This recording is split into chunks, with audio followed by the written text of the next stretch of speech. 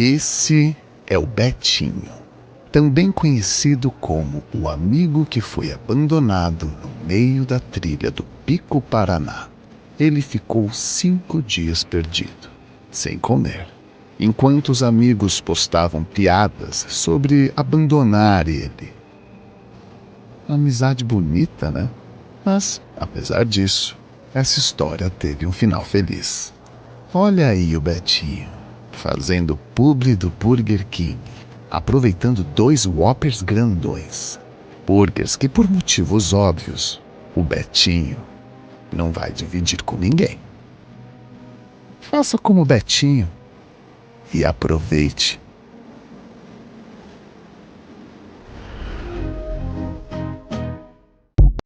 Pra quem pensava que não ia sobrar nada pro Beta, dessa vez foi contrariado. Sobrou e sobrou muita coisa, na verdade. O Beta da Montanha tá fazendo até publi pro Burger King. Falta o Rexona agora, pra fazer uma coisa bem legal com ele. Finalmente o Brasil tá dando fama pra alguém que realmente merece. O rapaz ele passou por muitas coisas. Eu reforço o meu posicionamento. Tenho grandes discordâncias da forma que ele está levando isso. Mas o que está mostrando é que a escolha que ele fez foi a mais acertada. Afinal de contas, o cara tá tendo agora um retorno muito bom por todo o sofrimento que ele passou. A humilhação pública que esse rapaz sofreu na mão de uma digníssima, como é comum a tantos rapazes aqui passar, finalmente foi convertido em algo bom. O cara está se tornando um influenciador. Agora ele precisa gerenciar esse momento. Os próximos meses vão ser muito definidores, porque ele vai precisar entender como agir, ter um bom agente e ganhar muito dinheiro. Eu quero que esse cara cresça em todos os sentidos. Ele merece. Deus abençoe ele. E eu quero falar algumas coisas importantes aqui para vocês. Mas antes, vamos ver esse pequeno trecho sobre ele comentando dos bastidores do reencontro que teve na Globo. Como eu falei no último vídeo, esse reencontro que a Globo promoveu foi para livrar a barra da Dora Traiçoeira. Tudo aquilo que eles tentaram fazer foi colocar ela como alguém arrependida, querendo uma reconciliação, porque se esperava que ele fosse soberbo e agressivo naquele momento para retratá-lo. Tanto é que o vídeo em si do reencontro foi o quê? 15 segundos. Porque não tiveram que aproveitar para retratá-lo como uma pessoa ruim. Na chamada para a matéria era dito: o rapaz que se perdeu na montanha. Não foi que se perdeu, ele foi abandonado. Então tudo que a Globo fez foi uma contenção de danos da imagem das digníssimas. Está sendo escancarado. As digníssimas não são o que a sociedade pregou até hoje. Nós estamos vendo o potencial demoníaco delas. E isso é uma coisa que não tem mais volta. Vamos assistir esse pequeno trecho aqui da entrevista que ele fez no Inteligência Limitada e depois a gente volta com mais alguns comentários importantes sobre a questão. Tipo assim, o pessoal, vai ficar na amizade, vai ficar na amizade. Quebrou minha confiança. Quebrou minha confiança e já era, cara. Aí, perdoar é diferente, perdoar é diferente de conviver, né? Você pode perdoar a pessoa e não querer conviver com a pessoa. Eu acho que faz parte, né? Exato, e ela foi a primeira pessoa que fez isso na vida, entendeu? Então, tipo, foi até de lição pra mim, né? A gente terminar ali com ainda. Ela perguntou: posso te dar um abraço? Eu falei: cara, não. Vamos terminar aqui com um cumprimento de mão, e aqui o nosso ciclo se encerra. Também foi um desfecho que o pessoal, todas as pessoas queriam também, né? Falei: cara, amigo da onça, né? Então. Mas, Tem um enfim, encerramento, pelo menos, né? Todo mundo queria pelo menos saber o que ia acontecer nesse reencontro. E na tua cabeça foi tranquilo ou você foi pensando: não, eu não posso falar nada, eu tenho que ficar quieto, eu tenho que ficar calmo? Você teve uma preparação psicológica para esse encontro ou para você foi natural, assim, tranquilo? Para mim, o meu objetivo era tipo, falar assim: cara, Deus te guie, te acompanhe e não faça isso com outra pessoa novamente, né? Isso foi muito importante. Mas há uma lição poderosa aqui sobre como existem oportunidades escondidas nas dores que nós passamos. E é sobre isso que eu quero falar com vocês hoje. Sabe como é que eu comecei a minha produção de conteúdo nas mídias sociais e o que mudou profundamente a minha vida e a vida da minha família? Foi por causa de uma perseguição que eu sofri. Cara, a minha página inicialmente era no Facebook. Ainda está essa página, tem 100 mil inscritos, 130 mil inscritos lá no Facebook. E eu não uso mais. Mas tudo começou como um hobby. Era uma página pequena. Era uma página que estava no início, eu acho que eu tinha 20 mil inscritos naquela página. E eu fazia apenas como uma distração enquanto eu estava nos meus momentos de folga. Eu apenas colocava minhas ideias. Coisas que eu pensava eu colocava lá sem a menor pretensão de nada. E eu estava trabalhando como no estacionamento do McDonald's. Era uma empresa terceirizada no estacionamento do McDonald's lá em Jacarepaguá, no Rio de Janeiro. Cara, eu ficava o dia todo em pé. Tá, o vento tá todo molhado. Eu ficava o dia todo em pé, né? A gente não tinha uma cabine pra ficar. Eu ficava em pé, debaixo de sol, debaixo de chuva, não tinha nem guarda-chuva, guarda-sol, um guarda-chuva, era horrível. Mas eu tava quieto lá na minha, eu tava trabalhando, ganhando meu pouquinho dinheirinho e vivendo bem. Só estava lá. Até que houve uma perseguição de várias mimimistas. Elas me viram nesse trabalho, me reconheceram, começaram a fazer pressão no trabalho que eu estava e eu fui mandado embora.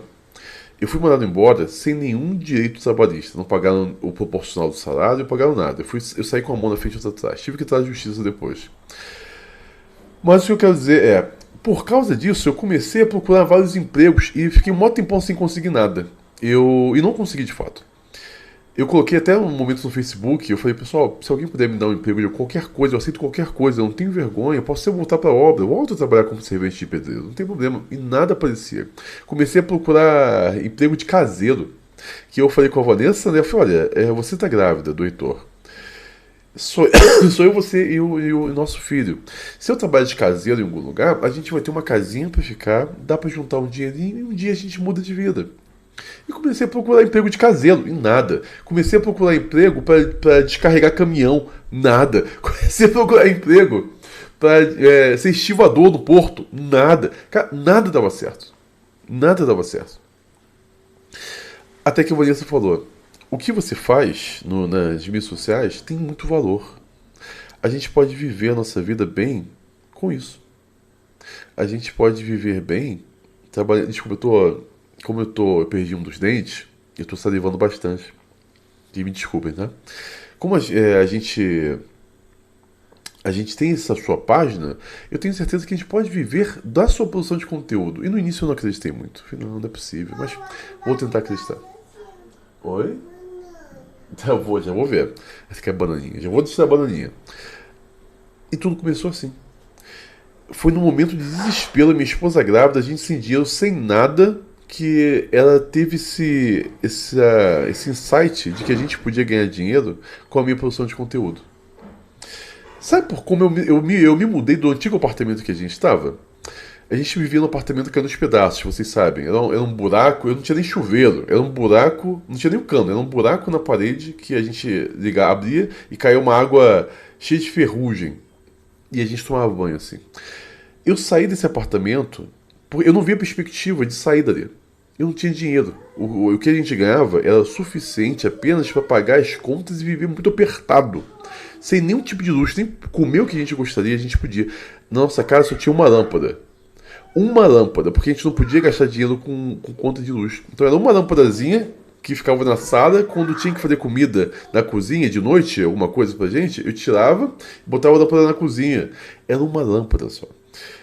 Começou uma perseguição nas mídias sociais que vazaram o meu endereço, todos os meus dados, colocaram em um grupo de Telegram aonde eu morava. E começaram a haver muitas ameaças. E o que acontece? Desse grupo de Telegram vieram ameaças e na mesma semana que vazou meu endereço, tentaram invadir o prédio que eu morava, pela garagem. Eu não tenho como comprovar que houve uma relação, mas foi no mínimo estranho. E eu falei com minha esposa, a gente tem que sair daqui. A gente vai sofrer muitos ataques. E a página estava crescendo, estava muito bom o negócio do Instagram. Apesar de a gente não tinha dinheiro, mas estava crescendo bastante. A gente estava ficando bastante conhecido. E eu falei com ela, a gente precisa sair daqui. Para onde a gente não sabia, a gente começou a procurar em comunidades. A gente começou a ver em Olaria, a gente viu na Penha, sabe, cada lugar horrível que a gente estava vendo. Mas era a minha realidade.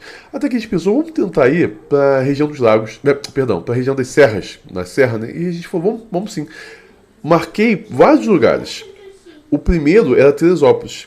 Quando a gente chegou aqui a primeira vez, tava a Vanessa, assim que entrou na cidade, a Vanessa falou, é aqui que eu quero morar. Eu falei, então vai ser aqui. Eu tenho certeza que vai ser aqui.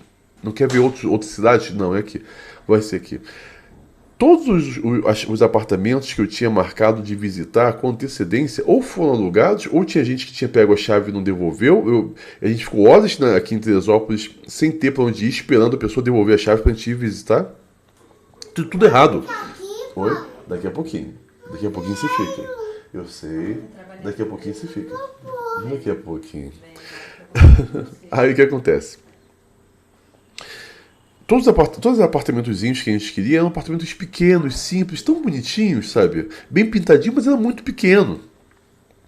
Eram muito, muito, muito simples. Os bairros mais simples possíveis. Bairros até considerados de praticamente uma comunidade. Porque é a minha realidade. É o que eu via nos meus olhos que eu podia fazer. Deu tudo errado. Até que eu conversando com o Uber, o cara falou o seguinte. Eu fiquei triste, eu falei, poxa, cara, todos os lugares que eu marquei ou foram alugados, as pessoas não me avisando, gastei dinheiro vindo pra cá à toa. E o cara falou, por que você não vai na imobiliária do amigo meu? É tal lugar. Eu te levo lá agora. Eu falei, quero, me leva. Me levou, fui lá e a gente viu uma casa linda. Só que era uma casa muito além da nossa possibilidade de alugar. Eu não tinha aquele dinheiro para alugar. Eu não tinha. Mas eu falei, eu vou tentar essa casa. E comecei a trabalhar que nem um condenado e conseguimos o dinheiro suficiente para alugar aquela casa. E nos manter nesse aluguel. E a gente alugou. Deu tudo certo, a gente alugou a casa. O que eu quero mostrar para você é, Deus muitas vezes nos move pelas dores que a gente sente, pelas dificuldades, pelos problemas, como está acontecendo aqui. Calma. Todo molhado. Deus nos abençoa muitas vezes, nos levando para o deserto. Como está acontecendo com esse rapaz? Para eu conseguir... Keiko. Deixa aí, tudo bem. Deixa um pouquinho aqui, tá bom. Tá tudo bem. Da mesma forma que o que me fez conseguir trabalhar com mídias sociais foi a injustiça de terem tirado o meu emprego e me deixado em um momento desesperado, porque minha esposa é grávida. Da mesma forma, o que me fez sair de Vaz Lobo e vir para Teresópolis e encontrar um padrão de vida que eu nunca imaginei que eu poderia ter, foram as dificuldades, as dores. E eu consigo com esse rapaz. A Bíblia fala que Deus leva o povo ao deserto para poder falar o seu coração. E é exatamente isso que eu acredito. Muitas coisas que eu passei foi Deus nos guiando por meio da dor. Então, sempre que acontece uma tragédia na minha vida, por exemplo, quando eu faria ano passado, quando eu faria ano retrasado, foi ano retrasado que eu faria. Perdi tudo. Eu não me desesperei, porque eu sabia, falei, não, Deus tem um propósito aqui. E Deus nos trouxe para um lugar muito melhor, uma casa muito melhor do que a que eu estava. Só não tem piscina, que a outra tinha. Mas essa casa aqui é muito melhor em todos os sentidos. Muito mais bem localizada, tem muito maior de estrutura. Tem até um escritório aqui para poder trabalhar. E eu não contemplava estar numa casa tão bonita e perfeita assim com os meus próprios olhos. Eu precisei passar por dores. E é o que o Beta da Montanha está passando. Ele precisou ser humilhado nacionalmente por uma pessoa para ter uma oportunidade de ouro que ele não teria. A gente precisa olhar para situações não com tristeza, mas com oportunidades escondidas que nós não estamos percebendo ainda. É isso que faz toda a diferença. Eu estou sofrendo uma perseguição de justiça muito grande, vocês sabem. Esse ano eu vou sair daqui do país. Nós estamos nos programando para sair do país. Até o final do ano, tudo dando certo, a gente está indo embora daqui do Brasil. Ainda mais com essa perseguição que está acontecendo. O que foi? Com essa perseguição que está acontecendo. Tá passando mal? O que você está sentindo? Tô sentindo mal. Não pode mal pra mim. Eu vou cuidar, eu vou acabar de gravar aqui e vou cuidar de você, tá? Não se preocupe.